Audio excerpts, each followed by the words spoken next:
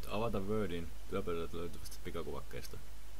Jos työpöydällä ei ole kuitenkaan pikakuvaketta, voit avata sen käynnistysvalikosta etsimällä kansion Microsoft Office ja valitsemalla sieltä Microsoft Word.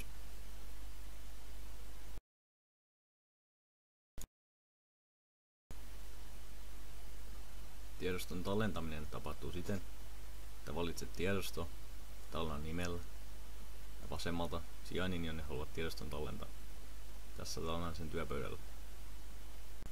Voit valita tiedoston nimeksi minkä vain. Tallennusmuodoksi suosittelen Word-asiakirja, sitten vain tallenna. Tiedoston avaaminen onnistuu, kun vain tiedosto avaa. Vasemmalta valitset sijainnin. Ja siellä löytyy tiedosto, painat sitä, avaa ja tiedosto aukeaa Wordin. Voit myös avata sen sijainnista, jonne olet sen tallentanut kaksoisnäpäyttämällä sitä ja se aukeaa Wordin.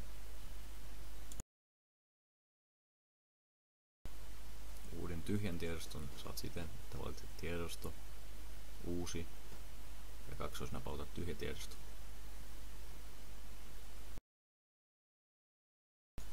Voit sulkea Wordin painamalla punaista rastia oikeassa yläkulmassa.